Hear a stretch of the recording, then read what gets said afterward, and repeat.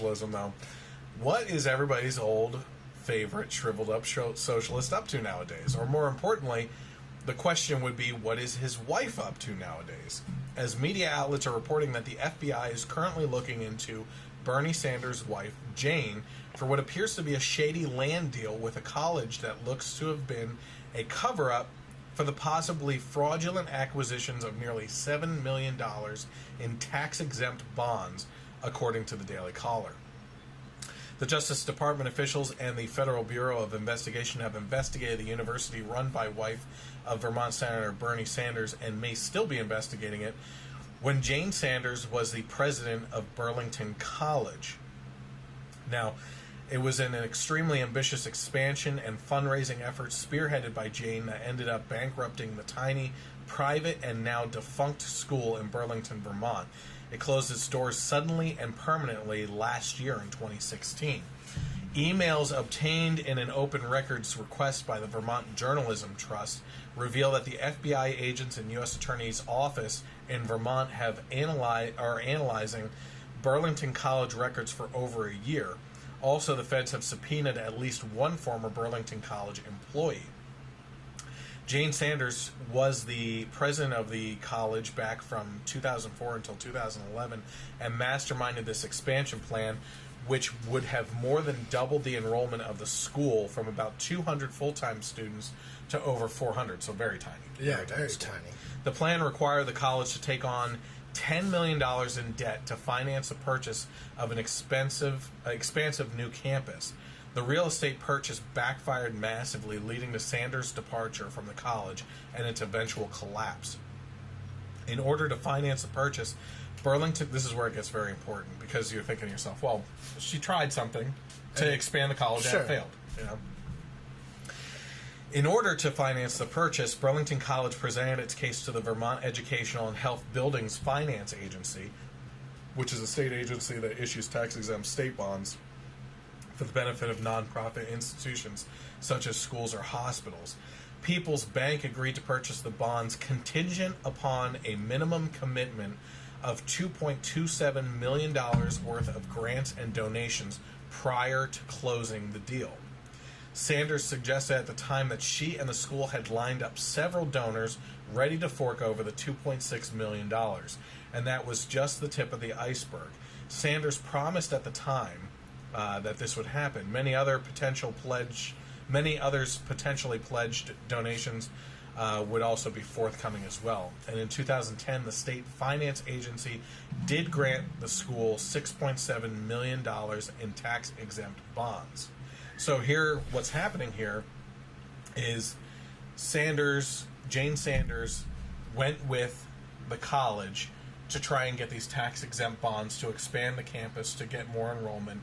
And they said, before you do that, we need a commitment that you will have these backers right off the bat as collateral. Right. And she made a false promise. She basically lied to this whole thing and this board that was reviewing this and that was going to give the tax-exempt bonds. And based upon that lie, they issued them, and it wasn't there to back it up. There's a word for that. It's fraud. Federal fraud. Holy. So the Burlington College did not receive anything close to the $2.6 million in donations, despite Jane Sanders' promise. In fact, from 2010 to 2014, the school only received $676,000 in donations, according to the Vermont Journalism Trust. Sanders' lawyers and the college reached a settlement several days later after her resignation, under which she collected a roughly $200,000 severance package. So here, she screwed over the college for nearly $7 million in tax-exempt bonds that collapsed the college. Right. They only received $676,000 in donations towards the $2.6 that they needed. And because she failed so miserably, she left, and they gave her a severance of $200,000. So, in essence, what they really received was $476,000. It's ridiculous how they treat these people. Way to go. Yeah. Way to go. Burlington College was founded in 1972 in a person's living room. Well, we are talking about Vermont here. Small. Yeah. The school has consistently had fewer than 300 students. The school catered to a relatively niche market interested in programs such as the relatively rare study abroad program in Cuba. Which is funny since Bernie himself has always been a fan of socialist and communist countries. Yeah. So we can imagine why she got involved in that. I just can't connect those dots. Oh, I can. Yeah. It's just Sarcasm doesn't come across on no. podcast. It's just Okay. well, I'm just thinking again. It's these people like my friends that keep on posting all the time about how great Bernie Sanders is. You know, this guy who fights against capitalism and against the rich that are taking too much from people, and his household. Yeah, his wife just did that. Yeah. What happened there? Point across the dinner table for crying out loud. And come on, he's not innocent in this either. Because, first of all, I guarantee you, when looking for donations and stuff, he was the first one she went to for connections. Hey, help me out here. Yeah. Who can we go to? You know that's the case. That had to be. Well, I mean, we can speculate. We Yeah. can speculate. Like I always say, we don't assume. yeah, because, you know, wow, that's just across the board. Did you even hear about this in the media? No, I did not. I'll be honest with you. Yep. This is the first time I'm hearing about it, and I don't normally like to make comments on something I haven't personally researched. But just based on the evidence that I've been given, she defrauded a company, a college, that then failed because of that. Fraud, federal fraud, state level fraud, and Ruined the lives of many people. yeah. Just the employees of the college, just the students who suddenly needed to apply because applying for college is really easy and inexpensive, and it's also very efficient. When we were in college, the applications were $50. I can't even imagine now. They have to be higher. Oh yeah. Well, not only do they have to be higher, but I mean, if they suddenly close their door and don't tell their students that this is happening until, a week before, these students are going to be scrambling, and most colleges aren't going to be accepting a late transfer student a week before a semester starts. The college closed down in last year. Right. I don't know But when still. last year, but still, yeah, you're right. I mean, whether you're in your first or second year or wherever you are in the process, or even if you applied and you were accepted for 2016, and now, well, sorry, you can't come because we're not here. You know what I mean? A hero for the little guy. Yeah. Sarcasm. Sanders. That's a political ad right there. A hero for the little guys. Sanders. I wouldn't be surprised. Yeah. I wouldn't be surprised. No, I just if he is the man he portrays, how is he not divorced at this point? How is that not? Because it's not what he portrays. Oh, right, of course. He's a corrupt politician who believes in socialism, which he can't point to a country that socialism has thrived. He identifies himself as a democratic socialist. Yeah, right? absolutely. I mean, and as we they'll tell you that they'll tell you that democratic socialism is different than socialism, but it's a precursor to what moves into socialism. Yeah. I mean, it's like you can't it's a gateway drug. It's a gateway politics. Yeah. You don't understand things unless you study them. You know? Well, that's what the media relies on you to watch, listen, and regurgitate without looking into things. Right. Repeat. Don't research at all. Yeah. And I mean, this is one of those things that I'll go back and I'll read more on because this is I'm surprising. sorry, did you call her a moron? Yes. I mean, this information is new information to me, but because no one talks about this stuff. You can't, because then you ruin his image. Yeah. And I mean, I'll be honest with you, when he first came out, I really liked the guy, and then I started researching him, and I was like, he's a jerk. Okay, maybe not as much. Would I have voted for him over Hillary if I was a Democrat? Yeah. I wouldn't have thought twice about that. Yeah. I mean, he was definitely the better option. Even I agree with that. Yeah, but this is and I'm sure we all have skeletons in our closet, but this is Or in Sanders' case, yeah, right in the Senate seat. yeah. No, I mean this is exactly the kind of stuff that he himself, safeguards against. Yeah. Which just I love the irony of these stories. So yeah, I'm gonna read as much as I can on this, because that's. You were talking about the difference between him being a better choice over Hillary and everything. Yes. And what I like about Bernie Sanders is that he's on the nose and very honest about where he stands on the issues, Whereas Clinton and many other politicians are very sneaky and change their minds to fit the audience in front of them. Right, well, or until they get into office when they can change that, right? But Bernie Sanders is, I like socialism. I am a socialist. Yeah. Let's do socialism. At least he admits it. And that's exactly why I would have loved to have seen the race between him and Ted Cruz, who is a constitutionalist, who is, I am a constitutionalist. I believe in the Constitution. And you have these two clear set parameters that are battling each other in ideology that people can actually look at, know that both of them are being honest about their positions, and then decide based on those things instead of having to. Is that person lying to me? Is that how they really feel? I want an honest debate on these types of issues. That absolutely would have been an interesting race instead. Well, did you see the healthcare debate between the two of them? No, I'll have to go back and watch that was last year. It was amazing. I can imagine. Amazing. I can imagine. I mean, a hard, fast stance is great. I mean, being able to identify, like, Sanders, socialist. Cruz, constitutionalist. Either way, good for you. Yeah. I applaud that because it allows everybody to know where you stand, and you can simply Google American socialism or American constitutionalist and get an idea, get a basic idea in 5 minutes. I mean, it's all about doing your own research, but it would have made things clearer for the populace. You would have known, like you said, who's telling the truth and who's lying, because I know or I feel Hillary was lying. I feel like Trump may have also extended the truth just slightly.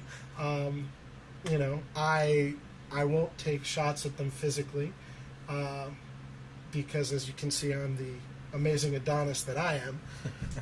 But this past election is hopefully an outcry for more parties. Better, more parties and better clarity, and just better choices. And it was, I believe, the podcast that you said you just listened to with Matt on it. I think it was that one where Sanders went against the Christian appointee. Yeah. Oh, that was awful. I mean, to me, like, even I during the primaries was thinking to myself, Sanders seems like a nice guy. I completely disagree with his policies because they're coarse crap, but he seems like a genuinely nice guy. It's things like that video where he went after this appointee just because he's a Christian. Yes. And let's be very clear on this. What a lot of people will point out on that is that this guy wrote an article that said, if you're not a Christian, you're condemned. Right. By the creator, basically, right? And based on his Christian value. Based on the Christian value. But and then Sanders was trying to get him to say, you're saying Muslims are... Like, the people I know that posted this turned this into an anti-Muslim thing. Right. The Muslim statement was only brought up by Sanders. And then on top of that, all faiths basically say if you don't believe in that faith, you're condemned. Yeah. I mean, all faiths say that. Yeah. So the people that Sanders was trying to defend in this case and turn into a Muslim issue are much worse on their feelings on that. Yeah. As a matter of fact, not only are you condemned, you should be killed. Well, yeah. by the Islamists, which is the difference. It's a You don't have to tiptoe. There's no edge. No. There's okay, cool. Extremists do what extremists do, which is fight for their cause in any way, shape, or form. But I mean, and I understand that most books, most religious books, I haven't read them all, indicate at some point that things. If you don't believe this, you are going to, in my case again, raised Catholic, heaven and hell. Mm-hmm. If you don't believe in this, you're going to hell. Yeah. I mean, that's the way I was brought up. If you are an all around bad person, if you are a dick, like I've said before, chances are you're not going to have a good afterlife. Then you see, these attacks that are happening, not based on where people are claiming they're not based on religion. If you want to say that, but then you have these very militant religious groups coming out and taking credit for it. I mean, 1 + 1 is 2, mm-hmm. right? Watching this video. Well, actually, my first experience was listening to it on your podcast. The Sanders. That he had brought up the Muslim. So I went back and I read through it and I read the article that the guy wrote. And I mean, do I agree that if you don't believe in Catholicism that you are burning in hell? No. Do I believe that if you don't believe in religion you are burning in hell? Personally, no. That's my belief. Mm-hmm. You can be a good person without practicing religion, but you need to have some kind of moral guideline. If you decide to go into a mall or a concert or do, just portray something awful, chances are you're not getting your 72 virgins, you're not getting that heaven, you're not moving on to nirvana, you're not going on to the next level. You're a POS. Not leveling up. Yeah. The next level, you said. In our gamer minds, that's why I went. Yeah, well, the first 18 What I think a lot of people misunderstand, too, is when you talk about religion and you bring up the Islamic religion, mm-hmm. people don't understand that that's not just religion. That's a political infused religion. Right. It's a mixing of politics and religion. Sure. It's the actual governance using religion, which is very different from any other religion out there.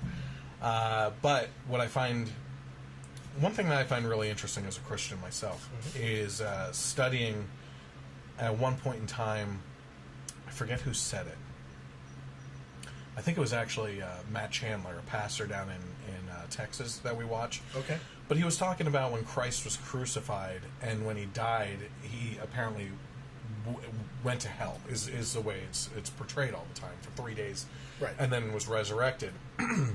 And it was explained very eloquently that I can't do right now for anyone, that hell wasn't so much a physical space, in a sense, but more so that when he was on the cross, this is what it's coming back to me a little bit more. When he was on the cross, he cried out, "Why have you forsaken me?" Right. Speaking to God, even though, and everything.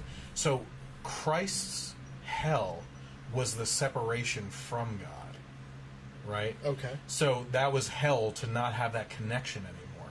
So through looking into all this and listening to this whole sermon and really looking at it, to me, I am more clear processed in my mind now than ever that hell is just not being in the presence of God when you're dead. Okay. Yeah, sure. Yeah, sure. It was very well explained. Like I said, I can't. Bring it up with I personally am not very religious. Mm. I've never hid that. Like I said, I was raised Catholic. Well, that'll ruin you. Huh? Well, I've tried to get back in. I've researched other religions just to kind of see. Again, I like to be able to have an open and honest discussion with people without completely making myself look like an a-hole. Mm-hmm. And the only way to do that is to kind of get a better understanding of what people believe. Talk to people, research. Again, I go back to that, but it's going back to this Bernie Sanders thing. Watching that, I was actually kind of upset for the first time about that because of the fact that I had put in my mind that, okay, I'm not a fan of socialism. That's just the way I'm wired. Mm-hmm. But between him and Hillary, I had no issue. I saw no other side to him. He always seemed very upfront. Very, this is the way it is. And I respected that. And he is upfront about this, too. He's very upfront Yeah. about it. But he tried to, poke a bear that wasn't there. He made no comment directed the gentleman, and I forget his name, didn't make a comment directed towards the Muslim faith. Yeah. As a matter of fact, he was very professional in how he handled that question. Yeah. I was actually very impressed by that, but Sanders just did that to rabble-rouse. Yeah. I mean, that's... that is what it is. It's